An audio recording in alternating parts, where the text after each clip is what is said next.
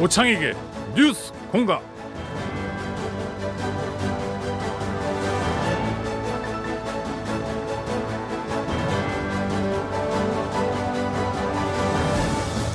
CPBC 가톨릭 평화방송 라디오 오창익의 뉴스 공감, 함께해 주신 청취자 여러분, 오늘부터 뉴스 공감의 진행을 맡게 된 오창익입니다. 인권연대 사무국장으로 일하고 있습니다. 가톨릭 평화방송이 오늘부터 봄철 프로그램 개편을 단행했는데요. 뉴스 공감도 새롭고 산뜻하게 여러분께 다가가려고 새 단장을 했습니다. 월요일부터 금요일까지 평일 오후 5시, 그리스도 신앙인이라면 한 번쯤 생각해 봐야 할 뉴스, 거짓 없고 정직한 뉴스, 그리고 사람이 중심에 있는 따뜻한 뉴스, 그런 뉴스를 전하는 오창익의 뉴스 공감이 되도록 노력하겠습니다. 완성도 높은 방송, 들을 만한 방송, 주변 사람들에게 권할 만한 방송을 만들겠습니다. 차원과 품격이 다른 방송을 만들겠습니다. 청취자 여러분들과 함께 활발하게 소통도 하겠습니다. 2022년 4월 18일 월요일 뉴스 공감 시작하겠습니다.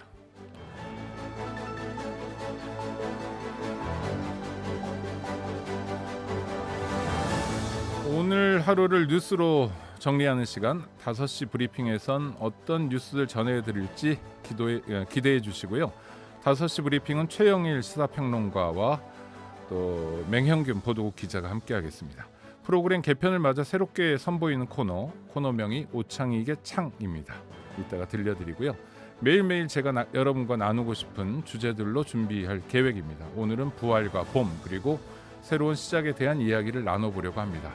그리고 오늘 특별히 준비한 개편 특집입니다. 픽 인터뷰에서는 개편 첫날일 만큼 특별한 초대 손님을 모셨는데요. 우리 시대의 음유 시인이라 불리는 정태춘의 음악 세상을 담은 다큐멘터리 영화 아치의 노래 정태춘 개봉을 앞두고 그 영화의 주인공 가수 정태춘 씨를 직접 스튜디오에 모시고 정태춘이 꿈꾸는 세상, 그리고 그의 노래에 대한 이야기를 나눠보겠습니다.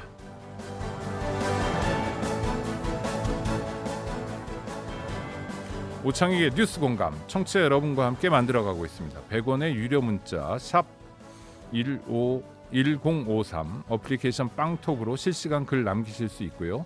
유튜브 오창익의 뉴스 공감에선 보이는 라디오로도 만나보실 수 있습니다. 청취자 여러분의 많은 참여 기다리면서 뉴스 공감 출발하겠습니다. 오늘은 일동 후디스 협찬입니다.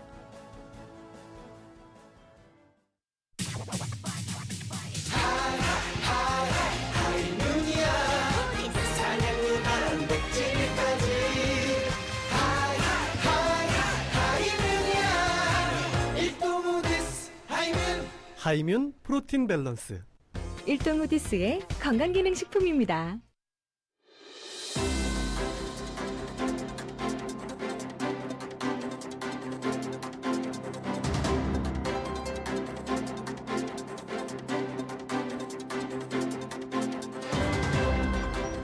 당신의 하루를 뉴스로 정리하는 시간, 5시 브리핑. 네, 5시 브리핑입니다. 오늘 맹형균 가톨릭 평화방송 보도국 기자, 그리고 최영일 시사평론가 나와 계십니다. 어서 오십시오. 안녕하세요. 네, 첫 진행이라 조금 버벅대고 발음도 잘 안 되고 그러는데요. 영광스러운 순간인데요. 네, 첫 오프닝을 듣고. 저도 영광이긴 한데 특히 최영일 평론가님이 앞에 계시니까 떨려가지고 잘 못했습니다. 항상 대선배님께서. 아이고, 네.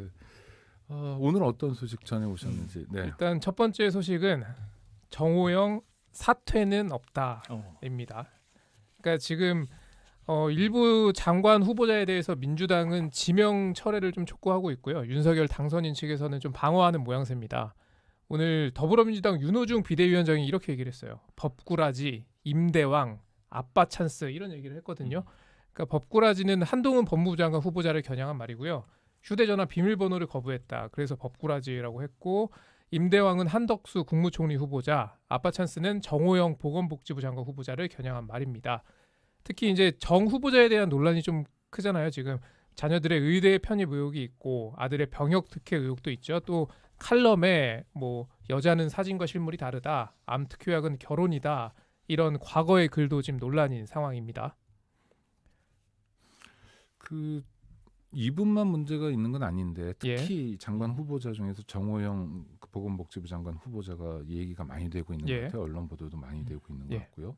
그런데 당선자 쪽에서 뭐라고 합니까? 일단 사퇴에는 좀 선을 긋고 있는 것 같아요. 그러니까 네. 인사청문회까지는 지켜보겠다 이런 기조로 보이고요. 그래서 뭐 부정의 팩트가 확실히 있느냐 이런 이야기를 당선인 대변인도 얘기를 했고 비서실장 장제원 비서실장도 이런 이야기를 했습니다. 그리고 한덕수 총리 후보자는 정 후보자에 대해서 문제가 있다는 건 좀 파악을 했다. 다만 정 후보는 쇄신 의지가 강한 분이었다 이렇게 설명을 했어요. 그러니까 후보자를 검증하기 위해서 인사청문 제도가 있는 거니까 그때까지는 보겠다 이런 걸로 보이고요. 다만 지금 여론 반응은 조금 싸늘합니다. 그러니까 공정과 상식을 내세우면서 정권을 잡았는데 뭐 시작부터 내로남불이다 이런 지적은 좀 치명타가 될 수 있을 것으로 보이고요. 그런 점을 좀 의식했는지 국민의힘에서도 좀 사퇴해야 한다 이런 목소리가 나오고 있습니다. 그리고 항상 이맘때쯤에 나오는 게 정의당의 데스노트. 그러니까 문재인 정부에서 정의당이 사퇴를 요구한 사람들 대부분이 좀 낙마하면서 생긴 별칭이죠. 사실 뭐 문재인 정부에서의 정의당 데스노트와 국민의힘이 정권을 잡은 상황에서의 데스노트의 좀 무게감은 좀 다를 수 있는데 일단 정의당은 데스노트에 4명의 이름을 적었습니다. 한동훈, 정호영, 김인철, 김현숙 이렇게 4명입니다. 뭐 정의당이 기준일 수는 없는데 예. 한덕수 국무총리 후보자는 빠졌네요. 네. 근데 자 지금 당선자 인수위는 같은 네. 입장일 것 같고요. 당은 조금 다른 입장인 거죠. 맞습니다. 당내에서는 반론들이 나오고 있죠. 네. 하태경 의원 같은 경우에는 사퇴하는 것이 맞지 않겠느냐. 또 김용태 최고위원도 그런 얘기를 했습니다. 공정의 잣대를 이 갖게 국민 눈높이에 맞게 적용해야 한다. 왜냐하면 이게 오늘 전 장제원 당선인 비서실장 얘기가 좀 놀라웠는데 조국 전 장관 사태와 비교가 많이 되고 있어요. 네. 그러니까 이 사태 아빠 찬스라는 말이 등장하자마자 기시감이 있다. 그럼 무엇이 같고 무엇이 다른가 이런 얘기인데 장제원 비서실장이 뭐가 같단 말이냐. 그쪽은 팩트가 드러났고 이쪽은 의혹만 있을 뿐이고 아빠가 재직하는 대학에 가고 싶을 수도 있는 거 아니냐 이렇게 이제 강하게 거의 화를 냈거든요. 그런데 문제는 조국 전 장관은 초기부터 의혹 단계부터 압수수색을 대대적으로 했고 네. 그리고 재판이 다 끝나서 이제 입시 비리는 유죄 판결이 난 상황이고 그리고 이제 정호영 후보자는 이제 의혹의 초기 단계예요. 그러다 보니까 이제 민주당에서는 잣대를 똑같이 하려면 압수수색하고 수사를 시작하시오. 또 이런 분위기예요. 이게 맞서고 있는 상황인데 어쨌든 어제 기자회견을 보면 인사청문회까지는 가보겠다. 근데 당내 분위기는 지방선거가 있잖아요. 이게 5월이나 돼야 인사청문회가 열릴 텐데 만약에 언론 검증 과정에서 한두 개라도 팩트가 드러난다면 좀 심각한 상황이 올 수도 있겠다 싶습니다. 근데 이게 상황이 한두 개가 있는 게 아니라 지금 네, 의혹 네. 단계지만 그렇죠. 여러 가지죠. 자녀 둘이 아들과 딸이 다 의대에 네. 입학을 했고 그렇죠. 의전원 의학전문대학원에 입학을 했고 또 군대를 뺀 거 아니냐 뭐 이런 네. 것도 있고요. 아들은 이제 병역 이 등급 판정이 네네. 5년 사이에 달라진 의혹이 네네. 있는 거죠. 그러고 또 하나는 그 새 정부에 대해서 이제 기대를 갖지 않는 사람들이랄까? 이를테면 뭐 지금 야당이 되실 분들 지지자들 입장에서는 지금 최평론가님 말씀하신 것처럼 조국 전 장관은 왜 이렇게 다르냐? 압수수색 강제 수사들을 하면 더 많은 게 쏟아질 거 아니냐? 네. 뭐 이런 게 있는데 꼭 청문회까지 가봐야 되는 건가요? 아니면 예, 이거는 사실은 이 추정입니다만 네. 이 후보자 본인은 대구로 내려갔었고요. 그리고 주변 지인들에게 이게 사퇴해야 되겠다는 얘기를 전했다는 보도도 있어요. 네. 그게 부인하긴 했습니다. 나중에. 그런데 만약에 이제 그런 정황이 있다면 당선인이 인사청문회까지는 가봅시다 하는 이제 의지를 이제 전한 게 아닐까 하는 추정도 가능해요. 그러니까 왜냐하면 이제 40년 지기, 친구 뭐 이런 이야기가 많이 나왔거든요. 그러니까 보건복지부 장관으로 병원장을 했던 인물이라고 해서 무조건 보건행정과 또 복지 분야까지 망라할 수 있겠는가 이런 전문성에 대한 의구심도 있었는데 거기에 대해서 이제 이 당선인이 계속 강조한 게 있죠. 능력과 인품을 보고 뽑았다. 심지어는 안철수계의 추천 인사들은 다 배제됐잖아요. 네네. 그런데 누구라도 조기에 낙마하면 인선에 문제가 있다는 게 드러날 수 있으니까 어찌 보면은 좀 강행에 대한 의지가 강해 보입니다. 근데 윤석열 정부 입장에서 본다면 인수위를 만들어서 한 달 동안 지금 기억나는 게 별로 없다. 네. 뭐 정책 같은 게 기억나지 않고 용산 이전 문제만 두드러졌다. 이런 네. 비판이 있고요. 왜 그러세요? 큰 게 있는데 뭐가 있어요? 만나이로 만나이. 가기로 했잖아요. 만나이로. 아, 네. 2살 젊어져서 얼마나 좋아하는 국민들이 많습니까? 맞습니다. 아, 죄송합니다.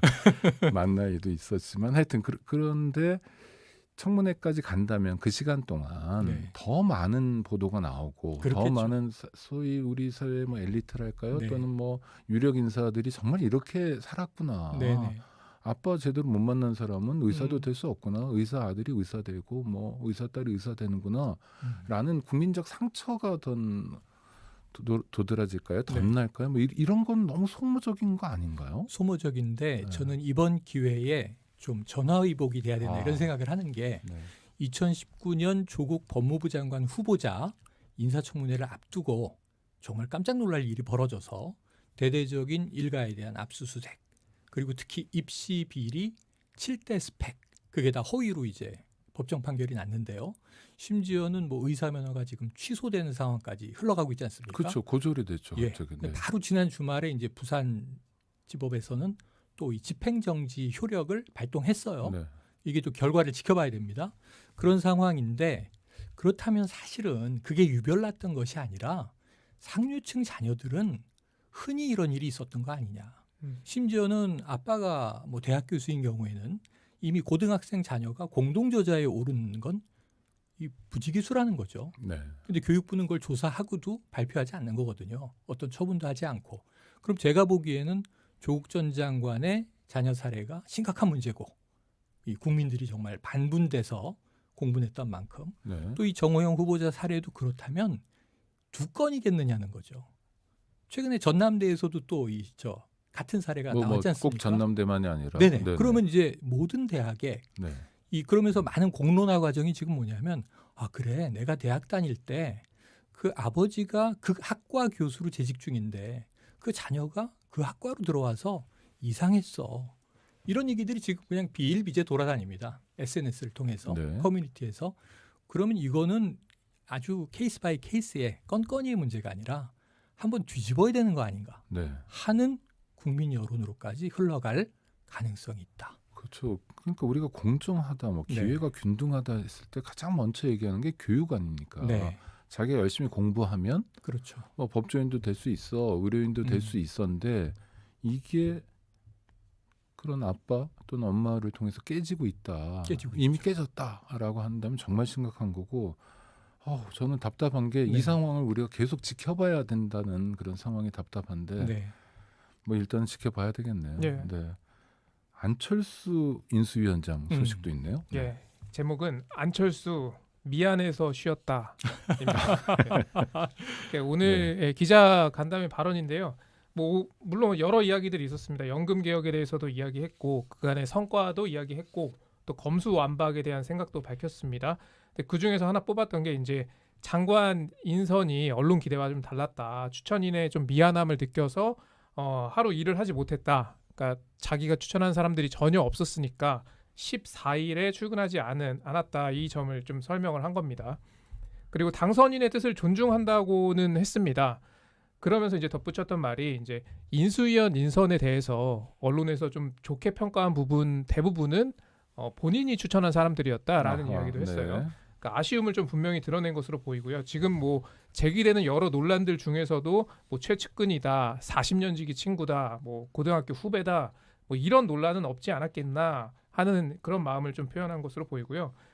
두 번째로 좀 꼽은 안 위원장의 발언은 야권의 대통령직을 그리고 여권의 의회 권력을 맡긴 뜻을 깊이 헤아리고자 한다라는 발언을 했어요. 그러니까 뭐 안 위원장의 말처럼 뭐 인수위가 묵묵히 일은 하고 있는데 앞서 말씀해 주셨듯이 기억에 남는 게 사실 만나이 그리고 뭐 지자체장 관사 폐지 이런 것들만 좀 기억에 남아요. 뭐 조직 개편도 좀 미뤄졌고 코로나 뭐 손실 보상도 사실 뭐 논의만 하고 있는 수준이고요.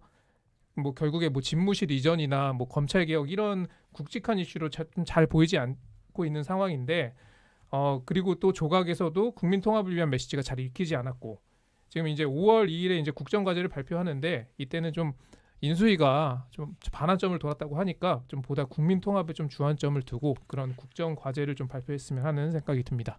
안철수 위원장 말씀을 들으면 그 인사에 개입하면 인사가 잘 되고 네. 인수위는 그랬다는 거죠. 근데 개입하려고 했는데 잘 안 돼서 조각은 잘 안 됐고 네. 이렇게 들리는데 제가 맞아요. 제대로 본 겁니까? 아유, 제가 듣기에는 이거 좀 비겁한 발언이다. 아, 네. 본인이 추천한 인사가 거부됐잖아요. 네네. 쉽게 말하면 거부된 이유는 당선인의 말에 따르자면 능력과 인품이 모자랐던 거잖아요. 그렇게 되는 거잖아요. 그렇죠. 일단 지금 능력. 올라간 네, 분들의 그렇죠. 능력이죠. 비하면 네, 네, 상대적으로. 네, 네. 그러니까 예를 들면 이태규 의원이라든가 또는 뭐 신용현 대변인이라든가 네. 뭐 과기부 장관 또 행안부 장관 또 그 외에도 많이 추천했을 거예요. 그런데 그 기준에 미달했기 때문이다. 그러니까 당선인은 누구게가 중요한 게 아니라 그냥 엄격하게 기준대로 했더니 안철수계가 없었다는 상황이 됐죠. 근데 그분들에게 미안해서 나는 하루 쉬었다. 이게 일일 파업했다. 네. 면피가 됩니까? 그러니까 예를 들어 공동정부 구상을 약속했으면 그 단일화가 이루어지던 밤에 꼭 뭔가 이 계약서를 쓰지 않더라도 어느 정도의 약속을 했을까? 인수위원장을 맡고 저는 총리 맡지 않겠습니다 할 때 그럼 어떤 뭐 대안의 공동정부의 이 모델을 그렸을까? 그게 없었다면 이건 정말 무능한 정치인이다. 그럼 자신의 어떤 그 세력, 계파 그게 이제 세력 계파가 꼭 사적 조직이 아니라 공적 조직이잖아요. 정당이라는 것도 그렇고. 그러면 그 주변에 인물이 없었다는 것밖에 안 되니까 여기에 대해서는 나중에 좀 정치인 안철수 해명의 필요가 있다 이런 생각이 드네요. 김대중 정부 때 네, 국무총리를 하신 분들이 네, 김종필, 박태준, 이한동 그렇습니다. 등이었죠. 네. 이분들은 전부 소속 정당은 자민련. 네. 김종필 총재가 대표로 있는 DJP 자민련. 연대했을 그렇죠. 때 그리고 정확하게 공동정부의 성격이 있었어요. 맞습니다. 그리고 내각도 장관 자리 5개쯤을 아마 자민련에서 네. 장관을 냈던 것 같고요. 근데 그런 의미에서의 공동정부와는 굉장히 다르네요. 지금은요. 굉장히 다르고 저는 네. 최소한 1차 인선 때 신용현 대변인이 과기부 장관으로 들어갔더라면 네. 지금 이창양 후보자입니다만 네네. 2차 인선 때 뭐 예정대로 하마평이 언론에 돌았듯이 이태규 의원이 만약에 행안부 장관은 중요하잖아요. 네네. 경찰 수사권이 강화되는 상황에서 네. 또 검찰총장 출신의 대통령이니까 그러면은 대안이 중기부 정도가 있었어요. 네. 중기부 장관 정도로 들어갔더라면 18개 부처 중에 2석 정도를 나눠주고 공동정부다 얘기해도 아마 언론에서는 그렇게 받아줬을 것 같아요. 뭐 안철수계 인물이 들어갔다. 근데 이게 허용이 안 되는 상황에서 그렇다면 무엇이 공동정부냐? 여기에 대해서는 현재로서는 제가 뭐 이게 이해할 수 있는 답은 보이질 않습니다. 네. 근데 안철수 위원장의 입장은 그런 거고 네. 당선자 쪽 입장도 또 들어봐야 될 것 같은데 네. 좀 나온 게 있습니까? 당선자 쪽 입장은 그런 얘기를 했죠. 이 얘기를 네. 기자들이 집요하게 질문을 네네. 합니다. 그러니까 누구게가 추천된 사람이 몇 대 몇 비율로 들어가는 게 중요한 게 아니고 능력이 우리는 중요하다. 여성 할당도 네. 없고 아, 좋은 사람들 다 추천해서 뽑았으면 그 자체로 공동정부의 의미가 있다라는 식의 약간 좀 두루뭉술이한 해석을 내놓긴 했는데 그러고 문제는 이제 안철수 위원장이 그런 얘기를 했잖아요. 공동정부 정신이 훼손될 만한 일이 있었지만 국민을 실망시키지 않기 위해서 임기를 다하기로 했다. 그 임기라는 게 대통령 임기 5년 동안 그럼 또 계속 장관은 바뀔 수 있으니까 내가 이 청사진을 그려놓고 이 다른 인재들을 넣을 수 있다는 얘기인가인데 잘 해석을 해보면 인수위원장 임기가 다인 것 같아요. 아이고. 그럼 한 달 남은 거죠. 한 달. 네네. 그럼 그리고 뭐, 이제 출범하면 그 다음에 기회를 줄까 싶네요. 그래도 이제 오늘 합당을 했기 때문에 네. 당내에서 어느 정도의 세력화 또는 뭐 권한 행사가 가능할지 지방선거를 통해서 지켜볼 대목은 남아 있습니다. 뭐 안철수 위원장의 길은 안철수 위원장이 낼 수밖에 없는 스스로 개척해야죠. 상황이네요. 네. 다음 소식도 전해주시죠. 김호수 검찰총장 사표를 반려한 문 대통령 소식입니다.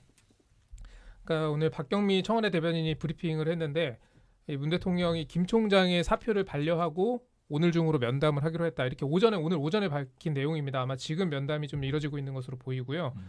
그러니까 이 면담이 앞서 이제 김호수 총장이 먼저 이제 요청을 했었잖아요. 거부했죠. 예. 청와대에서요. 뭐 거부했다라는 보도는 있었는데 그거는 청와대에서 부정을 했습니다. 아, 그렇습니까? 거부한 건 아니다.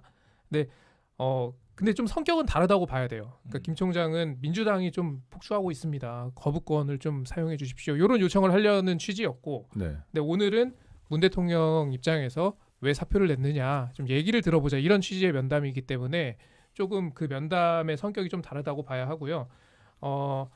그러니까 면담을 하는 것 자체가 이제 검찰개혁 법안 처리에 대해서 좀 부정적인 시그널로 비춰질 수 있다 이렇게까지 해석할 필요는 없다는 거고요. 또 이제 사실상 청와대에서 국회 시간이다라고까지 했는데 거부권을 행사하진 않을 것 같아 보입니다. 예상입니다만 문 대통령이 그런 절차나 이런 걸 좀 중시하는 대통령이니까요. 또 이제 사표를 반려한 것을 두고도 검찰개혁 강행에 대한 우려가 아니냐 이런 얘기가 나오는데 또 사표를 즉각 수리하기도 대통령 입장에서는 좀 난처했을 수 있습니다. 그래서 국민의힘 쪽에서 또 반발이 나올 테고요. 또 아울러 문 대통령은 임기를 좀 강조한 대통령이기도 했고요. 그런 차원에서의 좀 만남으로 봐야 한다 이렇게 보여집니다.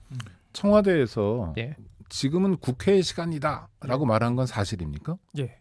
그런데 면담을 거부한 건 사실은 아니었다. 예.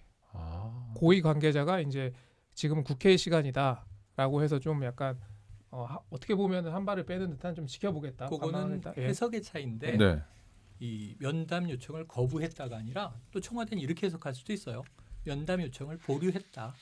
국회에서 처리되는 걸 보고 나서 면담 여부를 결정하자 하고 유보해 놓은 것일 수도 있으니까 사실은 이제 정확한 판단은 이 오간 이야기를 확인하기 전에는 알 수가 없겠습니다. 민주당에선 검찰 뭐 선진화 방안 또 뭐 예. 야당이나 지금 아직까지 야당이죠. 또 언론에서는 뭐 검수완박이라고 표현하는데 우리 평론가님은 상황은 어떻게 될 것 같습니까? 사실은 길게 보면 20년 전부터 나온 얘기고 가야 할 길이죠. 네. 조금 이제 재밌는 대목들이 있어요. 이 지금 이제 국민의힘에서도 이 검수완박 큰일 날 법이다. 이 권성동 원내대표 천인공노할 범죄다 이런 얘기까지 했는데 사실 수년 전으로 돌아가 보면 다들 심지어는 곽상도 전 의원까지도 이게 수사권 기소권 분리 법안들을 발의하고 또 이렇게 해야 한다고 얘기했던 분들이거든요. 근데 다만 이걸 길게 잡고 가야 되는데 왜 이렇게 졸속으로 서두르느냐. 서두르는 이유를 생각해 보니 퇴임 후 문재인 대통령과 이재명 전 후보에 대한 수사를 막으려는 거 아니냐. 이런 논리를 갖다 붙이는 거죠. 그런데 이제 민주당은 왜 이렇게 그럼 밀어붙이느냐. 답은 간단해요. 저는 대선의 결과가 이렇게 맞는 거예요. 네. 만약에 정권이 유지가 됐다면 민주당이 이거 지금 처리할까요? 차기 대통령 취임하고 쭉 가도 되는 거죠. 근데 문제는 검찰총장 출신의 대통령이 곧 차기 대통령으로 이제 취임을 하고 그리고 그 다음에 또 지켜보니까 한동훈 전 네, 검사장이 법무부 장관. 법무부 네. 장관 후보자가 되고 그러면 이제 검찰공화국 되겠네. 지금이 마지막 기회다. 그러면 2주 내에 처리하자. 4월 내로. 이렇게 또 판단할 수밖에 없는 게 민주당의 입장이에요. 그러니까 제가 보기엔 강대강 충돌은 대선의 결과에서 빚어진 것인데 국민 설득을 누가 더 바르게 할 것이냐. 좀 국민 여론은 사실은 언론의 온도와는 다릅니다. 네네. 팽팽하다고 보여지거든요. 어떤 여론조사는 검수완박 반대가 좀 높고 어떤 여론조사는 찬성이 높은데 네. 이런 부분은 결국 국민 눈높이를 맞추는 쪽이 이번에 단기적으로는 이기는데 또 장기적으로는 계속 지켜볼 문제가 되겠습니다. 결국 어떤 정책을 하든 어떤 개혁이든 네. 국민 눈높이와 같이 가는 쪽이 이긴다라는 네, 그래야 말씀이시네요. 되겠죠. 오늘 최영일 평론가님 또 맹현국 기자님 감사합니다. 고맙습니다. 네.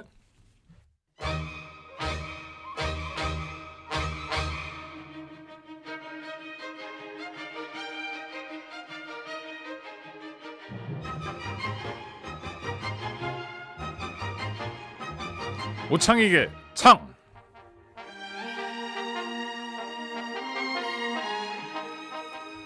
오늘부터 새로 시작하는 코너 오창익의 창입니다. 프로그램 이름은 오창익의 뉴스 공감. 그 안에 앵커의 생각을 전해드리는 코너의 이름은 오창익의 창. 창이란 말은 여러 가지 다른 뜻을 갖고 있습니다. 사람을 해치는 살상용 공격 무기도 창이고 공기나 햇빛을 받을 수 있고 또 밖을 내다볼 수 있는 벽이나 지붕에 낸 문도 창입니다. 코로나 시대를 거치면서 환기가 얼마나 중요한지 알게 되었습니다. 창은 바깥 공기를 들여오고 실내 공기를 내보내는, 그래서 우리가 제대로 숨 쉴 수 있게 도와줍니다. 오창익의 뉴스 공감은 창 같은 역할을 하겠습니다. 가톨릭이 세상 속으로 한 걸음 더 들어갈 수 있도록 교회 안팎이 서로 잘 소통할 수 있도록 안팎의 공기가 잘 섞이고 잘 통할 수 있도록 돕는 역할을 하겠습니다. 창은 또한 세상을 내다보는 아주 중요한 쓸모가 있습니다. 오창익의 창은 정직한 세상을 가꾸는 역할을 하겠습니다. 마침 부활입니다. 부활 축하드립니다. 또 봄입니다. 코로나19도 빠른 속도로 기세가 꺾이고 있습니다. 이제 확진자 숫자는 4만 명대에 머물고 있습니다. 오늘부터 우리의 소중한 일상도 회복되고 있습니다. 새로운 출발을 하기에 딱 좋은 때입니다. 평일 오후 5시부터 1시간 동안 세상을 여는 말로 여러분을 만나 뵙겠습니다. 천냥빛도 말 한마디로 갚는답니다. 말이 얼마나 중요한지, 말의 힘이 얼마나 센지 확인할 수 있었으면 합니다. 말이 사람에게 힘이 되고 사람을 살리기도 한다는 것을 확인할 수 있었으면 좋겠습니다. 오창익의 창입니다. 감사합니다.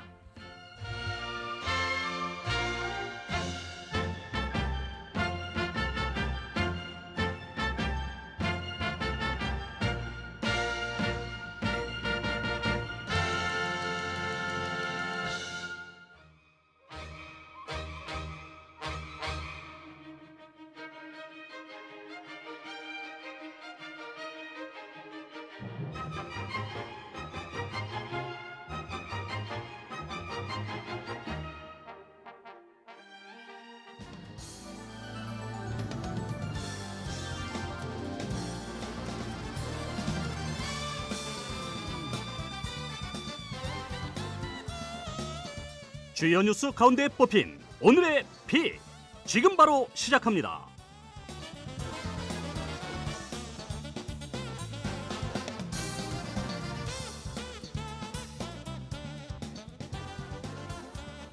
네, 오늘의 픽 인터뷰입니다. 오늘 개편 특집으로요. 아주 특별한 손님을 모셨습니다. 아시는 분은 너무너무 잘 아시고 또 젊은 분들 중에는 낯선 분도 있다고 하는데요. 시인의 마을 촛불 사랑하는 이에게 북한강에서 70년대에 데뷔하셨고 한편의 시와 같은 노랫말로 대중들의 사랑을 받고 있는 분입니다. 그런데 정태춘 선생인데요. 지금 인터넷 검색 같은 걸 해보시면 어떤 분은 원로 가수 또 사회운동가 뮤지션이죠. 싱어송라이터, 시인 이렇게 작가 이렇게 여러 가지 소개말도 있는데요. 다음 달에 아주 좋은 소식이 있습니다. 스크린에서 가수 정태춘을 좀 더 가깝게 그리고 생생하게 만날 수 있는 기회가 열립니다. 그 영화 얘기도 하고요. 또 한국의 가장 대표적인 보컬 아티스트 가수 정태춘 씨를 스튜디오에 모셨습니다. 안녕하세요. 네, 어서 오십시오. 네, 반갑습니다. 정 선생님 좀 가까이 예. 오셔야 됩니다. 저도 아까 뉴스 브리핑 할 때 밖에서 얘기해 주는데 목소리가 작았다고 그러는데 전 초짜여서 그렇고 네. 반갑습니다. 어서 오십시오. 첫 손님입니다. 반갑습니다. 예, 귀한 시간에 이렇게 불러주셔서 영광으로 생각합니다. 네, 저도 영광인데요. 아니 저는 제 스스로 이제 좋은 사람은 뭐냐 하고 저 스스로 정의를 해보면 좋은 걸 주는 게 좋은 사람이라고 생각해요. 그래서 제가 방송 진행하면서 청취자들하고 새로 만나면서 저 나름대로 좋은 걸 드리고 싶어가지고 네, 정태춘 선생님 모시게 됐습니다. 하여튼 여러 가지 소개가 있잖아요. 네. 요새는 또 저 미술 작가, 그 화가입니까? 그 뭐라 그럽니까 그걸? 붓글씨를 근래 붓글씨. 써가지고 네. 붓으로 이제 글씨를 쓴다기보다는 글을 쓰니까 나는 네. 그걸 붓글이라고 하는데 붓글. 네. 그걸 쭉 해왔기도 했죠. 네. 그러니까 여러 장르의 하여튼 작업 활동을 하시는데 뭐라고 불러드리면 제일 좋으세요? 그냥 가수죠. 가수. 네. 20, 30대 또는 10대 예. 청소년들은 잘 모르기도 하죠. 예. 네. 그 실제로 공연 다녀보면 어떻습니까? 우리 관객들은 되게 내 또래나 조금 나보다 좀 젊은 분들, 네네. 그런 분들이 많죠. 그리고 대체로 이제 콘서트 관객들이 여성분들이 많은데 우리 공연은 남자분들이 좀 많은 편이고. 네. 그래서 이제 젊은 세대하고는 너무 거리가 지금 멀고 그렇죠. 남자분들이 많다는 건 왜 그렇죠? 아니 그러니까 혼자 무대에 쓰시는 경우도 있지만 예. 부인이신 예. 박은옥 씨랑 같이 하기도 하잖아요. 예. 늘 같이 하죠. 늘 같이. 그러니까 예. 정태춘, 박은옥, 예. 정박 뭐 이렇게 했는데, 네. 근데 왜 어, 박은옥 씨 때문인가요? 내가 여성분들한테 인기가 없어 그럴 수 아, 있죠. 네. 아니 진짜래요. 그러니까 보통은 일반적으로 말씀하신 대로 콘서트 같은데 가보면 남성보다는 여성들이 훨씬 더 네. 문화에 그렇습니다. 대해 적극적이고, 네. 네, 네. 티켓도 잘 구매하고 발언도 적극적으로 하시고 이러는 것 같은데요. 예. 네. 그런데 우리는 아무튼 좀 그렇다고 주위에서들 다 좀 어, 특이하다고 얘기를 하죠. 네, 네, 네. 어떤 이유에서 그런지 한번 살펴보도록 하겠습니다. 제가 영화가 있어요. 영화를 만드신 건가요? 아니면 누군가 만든 건가요? 그러니까 정태춘 선생님에 대해서 누군가 영화를 만든 거죠, 지금. 그렇죠. 영화사에서 독립영화사에서 네. 시작을 했죠.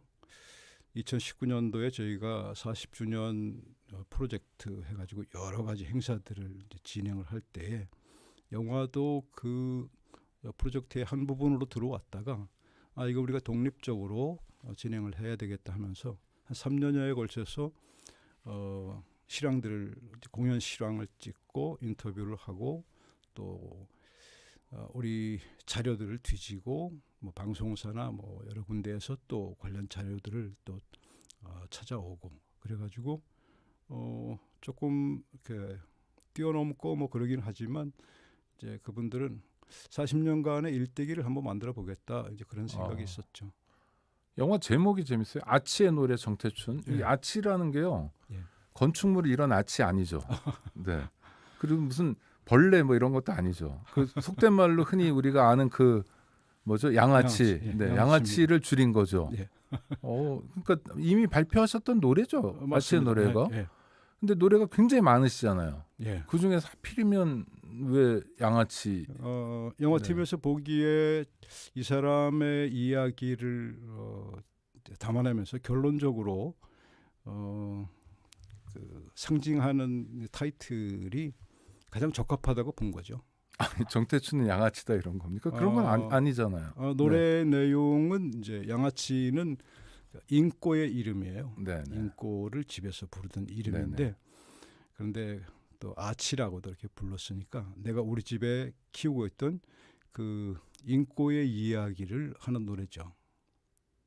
그래서 이제 그게 지금 이 사람을 그 상징하기에 가장 적절하다라고 영화팀에서 본 거죠. 그러면은 왜 적절한지를 좀 이따가 네. 한번 청해 듣도록 하고요. 하여튼 영화를 통해서 이렇게 어떤 모습으로 보여지고 싶으신 거예요? 아니, 나는 그런 거- 나는 그런 거 물론 없어요. 찍히는 예, 예. 뭐 감독이 만들었고 예, 예. 편집도 다 감독이 했지만 그래도 그러니까 대중에게 정말 그냥 가수로만 존재하는 건가요? 아니 내가 원하고 이제 또 영화를 통해서 좀 줄 수 있으면 좋겠다 하는 것은 후배 세대들한테 이런 음악도 있을 수 있겠구나 또는 이러한 음악적인 어떤 행동도 있을 수 있겠구나 또는 이러한 어떤 상상력도 있을 수 있겠구나 하는 것들을 좀 줬으면 좋겠다 하고 생각을 하고 이제 영화 촬영을 수락을 했는데 결과는 이제 보는 분들이 이제 판단을 하시겠죠. 네네. 언제 개봉하죠? 5월 18일 날 개봉을 합니다. 왜 하필이면 5월 18일 우연입니까? 아니면 일부러? 네. 그 시기에 같은 시기에 아주 굉장히 유명한 그 영화가 개봉을 하는데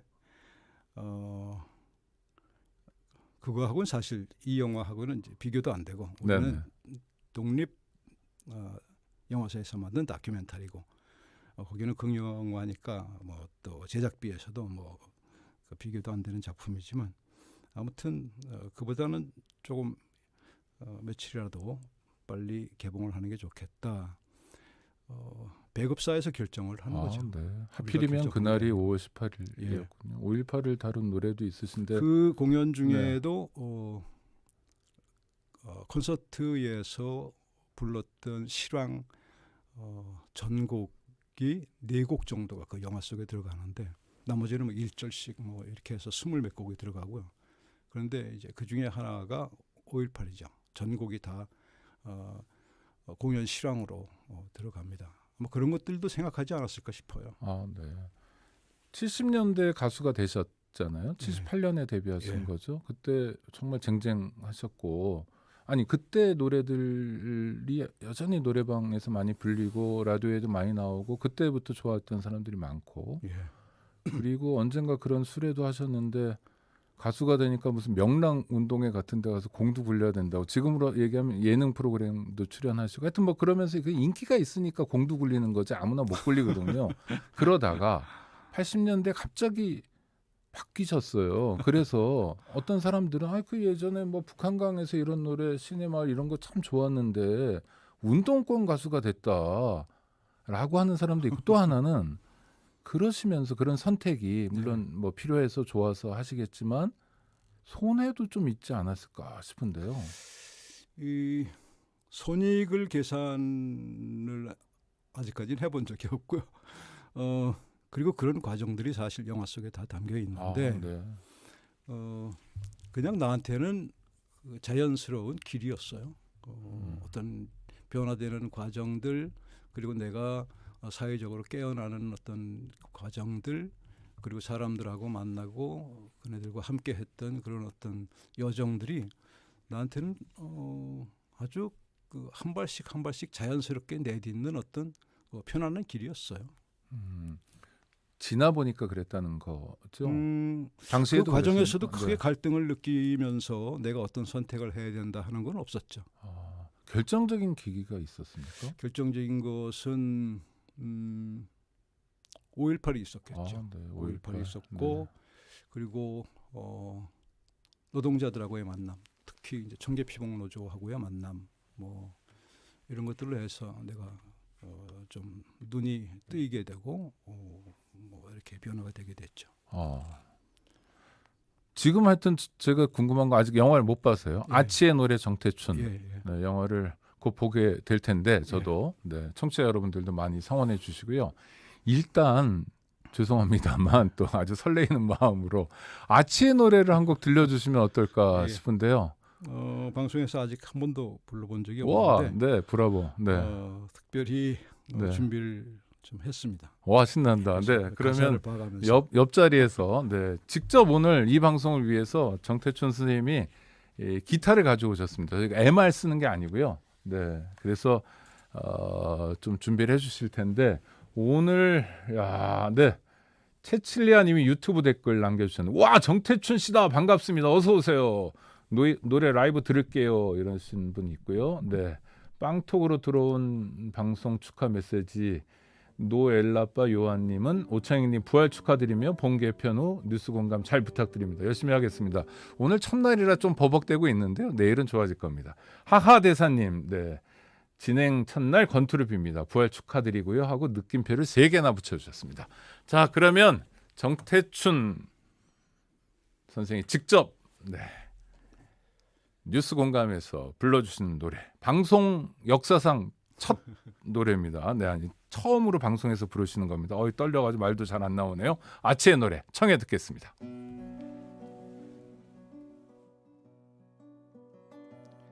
때때론 양아치라고 불리우기도 하는 그는 하루 종일을 동그란 플라스틱 막대기 위에 앉아 비록 낮은 한바닥 한 구석 좁다란 나의 세장 안에서 울창한 살림과 장엄한 폭포수 푸르른 창공을 꿈꾼다. 나는 그가 깊이 잠드는 것을 결코 본 적이 없다. 가끔 한쪽 다리씩 길게 기지개를 켜거나 깜빡 잠을 자는 것 말고는 그는 늘 그 안막대기 정가운데 앉아서 노래를 부르고 또 가끔 깃털을 고르고 불을 다듬고 또 물과 모이를 먹는다.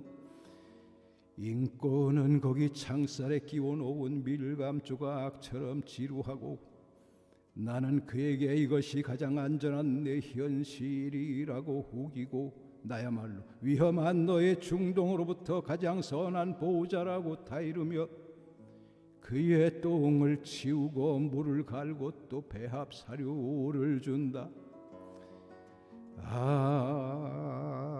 지혜 노래는 그의 자유 태양빛 영혼 그러나 지혜 노래는 세상 주위로만 그저 뱅뱅 돌고 그와 함께 온 그의 친구는 바로 죽고 그는 오래 혼자다. 어떤 날 아침엔 그의 털이 장판 바닥에 수북하다.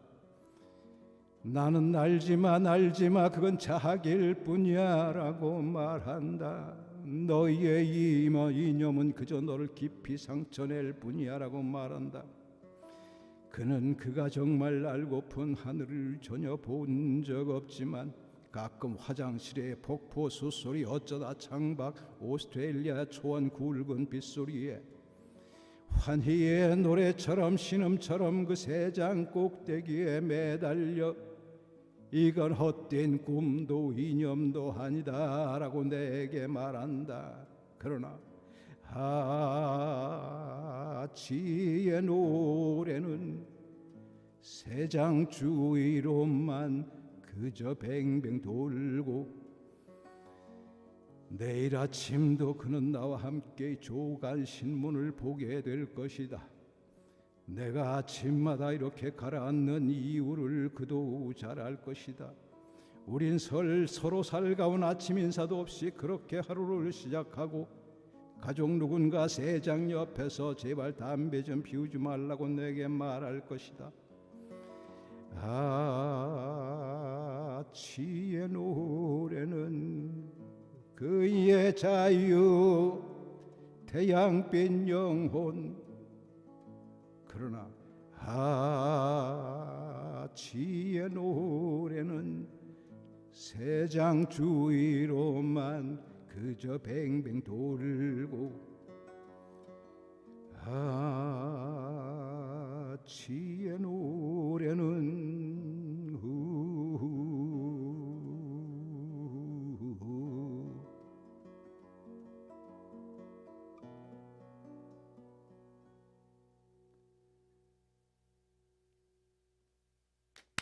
와, 감사합니다.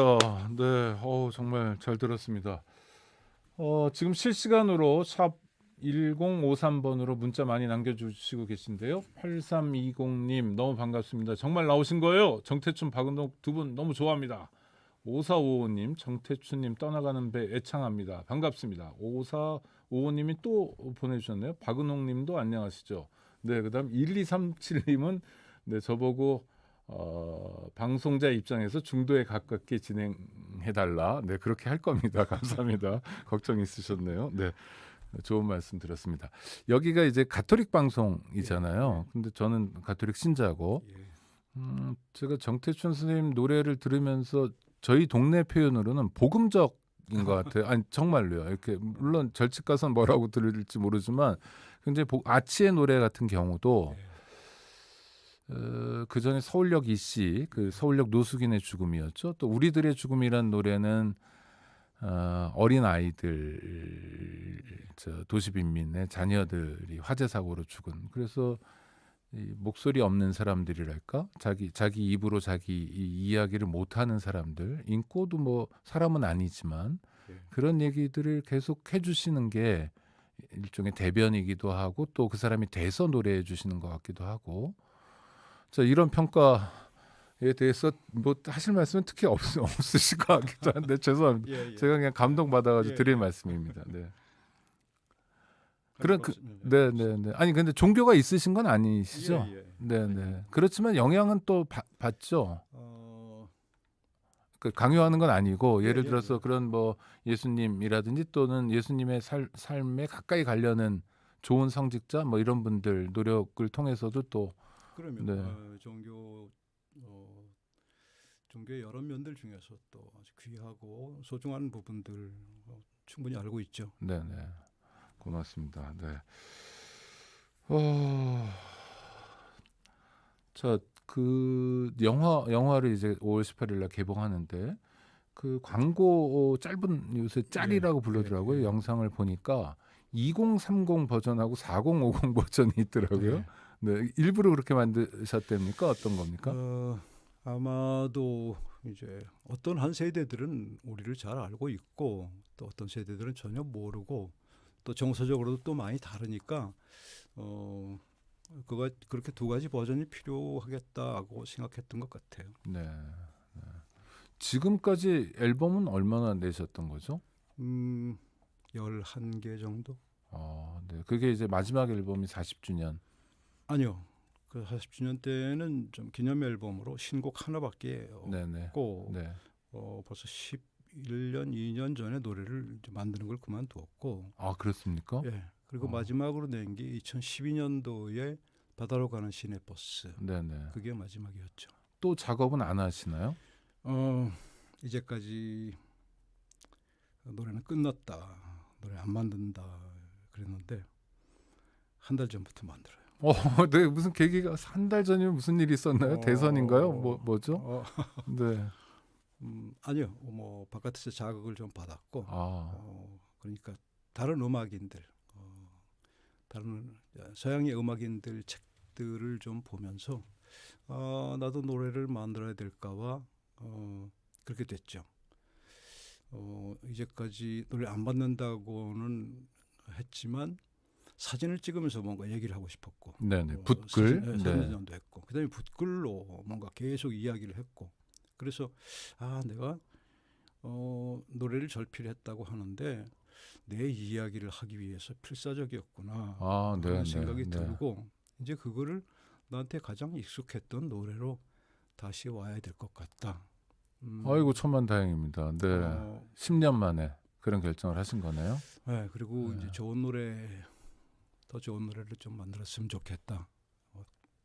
그런 생각을 하는데 모르죠. 영어로 싱어송라이터 뭐 이렇게 얘기하는데 그러니까 지금 부르신 노래는 다 직접 만드신 거죠. 예. 박은옥 선생님이 부른 노래도 다 만드신 거죠. 예. 뭐 유명한 노래 윙윙윙을 비롯해서 그렇죠? 네. 그런데 이렇게 정태춘 선생이 부르는 노래와 박은옥 선생이 부르는 노래는 굉장히 질감도 다르고 물론 이제 뭐 그렇죠. 네. 그런데 그런 노래도 만드시네요. 신기하게. 네. 다양한 노래를 만들고 싶은데 그래도 결국은 내 안에서 나오는 노래들은 아주 많이 다를 수는 없어요. 네. 그렇군요.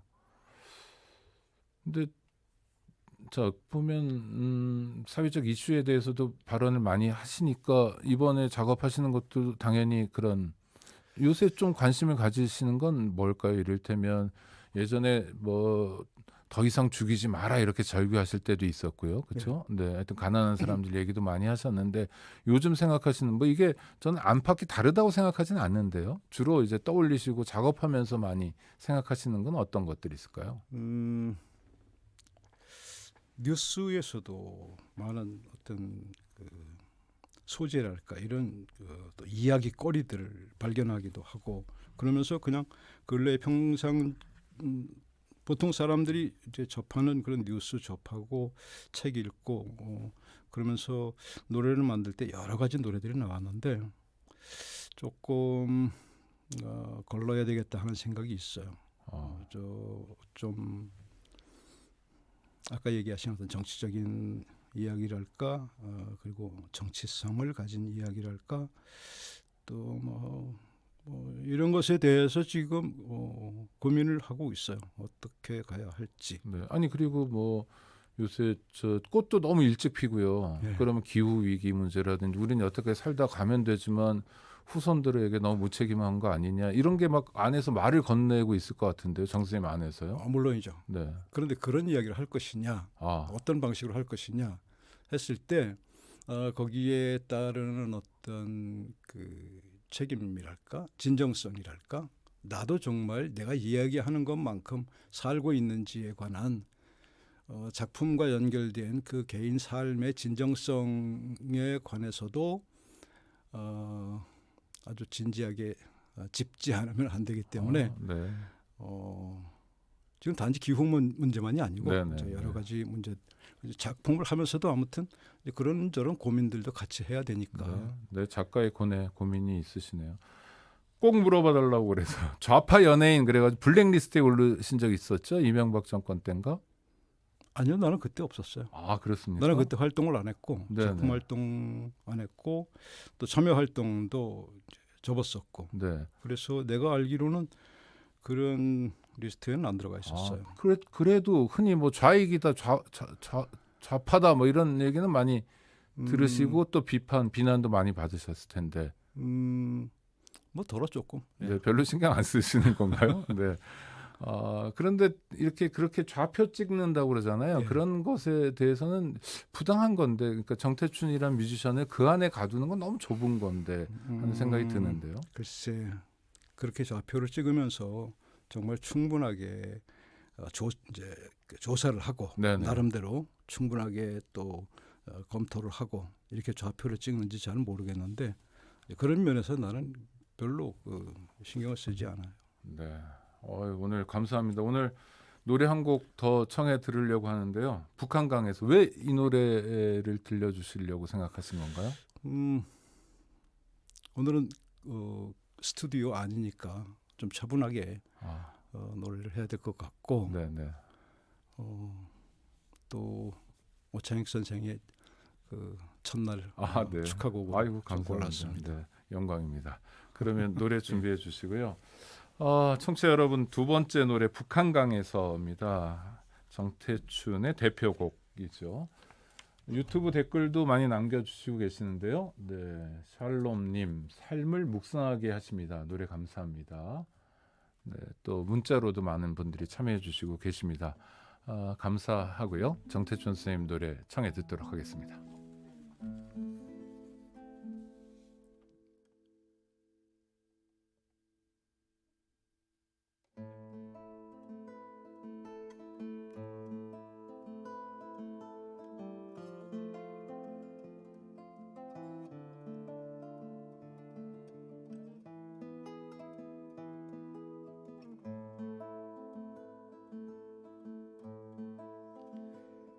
젖은 밤하늘에 가득 덮인 먹구름이 밤새 당신 머리를 짓누르고 간 아침 나는 여기 멀리 해가 뜨는 새벽강에 홀로 나와 그 찬물에 얼굴을 씻고 서울이라는 아주 낯선 이름과 또 당신 이름과 그 텅 빈 거리를 생각하고 강가에는 안개가 가득 피어나오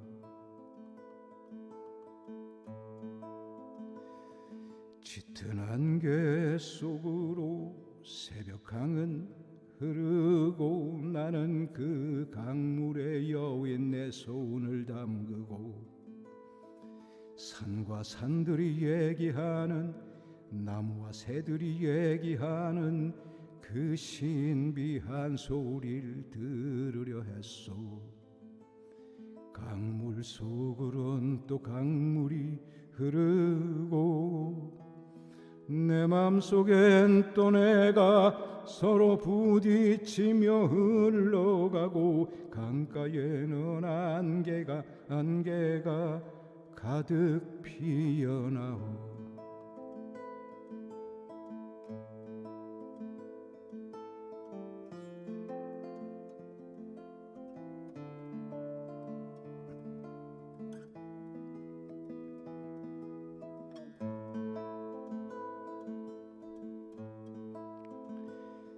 아주 우울한 나날들이 우리 곁에 오래 머물 때 우리 이젠 새벽강을 보러 떠나요 과거로 되돌아가듯 거슬러 올라가면 거기 처음처럼 신선한 새벽이 있어 흘러가도 또 오는 시간과 언제나 새로운 그 강물에 발을 담그면 강가에는 안개가 천천히 거칠 거요 흘러가도 또 오는 시간과 언제나 새로운 그 강물에 발을 담그면 강가에는 안개가 천천히 걷힐 거요.